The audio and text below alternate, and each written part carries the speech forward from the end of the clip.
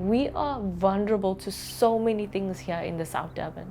Industries can literally blow up in a matter of seconds and nobody would know what to do. We do not have an emergency plan. We are surrounded by industries.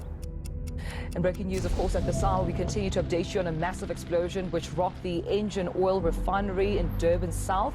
We're actually tired, we're frustrated, we are feeling everything. I'm exhausted, I don't even know what to say anymore, honestly. Can you see the whole roof is burning? Does this really benefit our community? Does it? That's the big question. And that's what fuels us to keep fighting. Fighting the giant.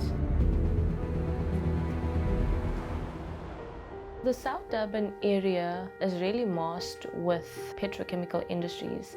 In the mix are residents inhaling nauseous gases every single day. The mandate that they get is to produce and make sure that production happens, regardless of how it impacts on the lives of people, how it impacts their health, how it impacts their day-to-day living. The nature of being exposed at high volumes to these things have a toll, and nobody really speaks about the cumulative impacts of these chemicals. So what about a person who lives on the fence line of your industry? What about the people that cannot afford to get the medical attention that they need? People became ill and nobody understood why were they ill. In the 80s and 90s, we went through all the high levels of pollution. And then suddenly we had cough, we had cancer, we had asthma. Pollution has no boundaries.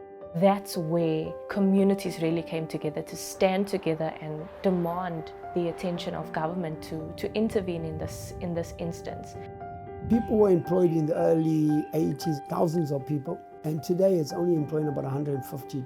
Throughout all the units, probably about 600 at the most, not at the refinery, but all over where they got their garages and all that. Maybe now under COVID, maybe about 300 full-time employees. What is that?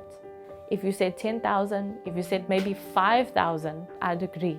I'd stand for the people that would require their jobs.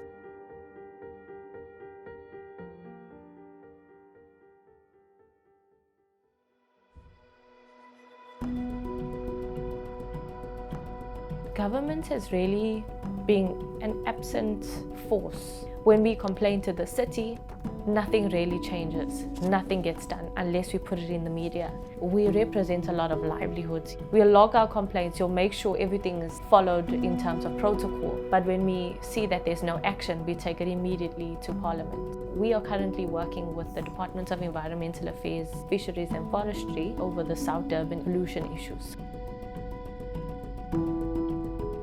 Desmond was really self-taught. He sat with documents, things he didn't understand. He did not come from an environmental management background. He was formerly employed by industry. Once he had been fired from industry, he says, well, I've learned everything about how you impact the environment. Well, now I'm going to take you on. No one knew what chemicals were being emitted until we started to get our own bucket brigade, taking our own air samples and linking them up through the high levels of cancer when we done the community surveillance. How many people were dying of cancer? How many people were affected with cancer? How many people had leukemia? How many people had asthma? And then in 2002, we got the first health studies done, and that vindicated what we were saying without facts. And then we forced the government of Mandela and them to invest more in one of the most sophisticated monitoring stations ever seen in this country. And since then, we knew the only way to deal with this ship that never sailed was to dismantle it completely, piece by piece.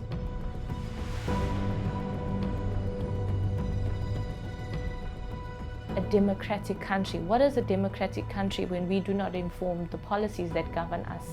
And so if we could change policy where it really comes from the people, then we can say we are moving in a step that's going to bring the change that we want to see. We are now celebrating 25 years of environmental justice, and we've grown so much. We've developed much more deeper campaigns through the Action 24 project. We got to explore this in a way where we could possibly change the legislation around climate change issues. I am just thankful that the young people have taken ownership. You know, I spent 2 years in some of the conferences and I was angry, realizing that change will never come from within. And so that's been my advocacy all these years for the last 15 years, to pass the baton. If young people act, change will happen. If you have a civil society backing, a civil society behind you, a people behind you, you are able to take on government in a way that you force them to listen. We're not asking you to listen, we're telling you to listen, because we're the people that experience the harms on the ground. We cannot exist without our environment. People are experiencing environmental injustices all over South Africa, no matter what association you belong to, what NGO you belong to, what organization or community structure you belong to. When people come together and make a commitment to stand up against something, that's the voice of civil society that needs to sound louder than anything else. Not in our name, not in our community, not on our soil. You are not going to take our resources away from us. This is our fight, and we must not be afraid to use up all our energy and might to bring about the changes we seek. Because what do we leave behind if it's all destroyed? We need nature.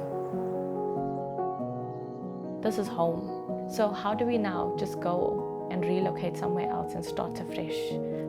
And then that would mean me turning my back on all the people that would require the help, that would require me to keep fighting for them so that they see justice.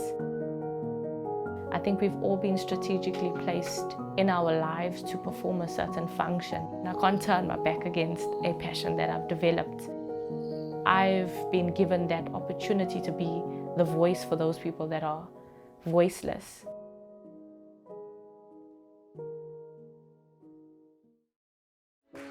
My name is Shanice Firmin, and I believe that I am the change that I want to see in the world.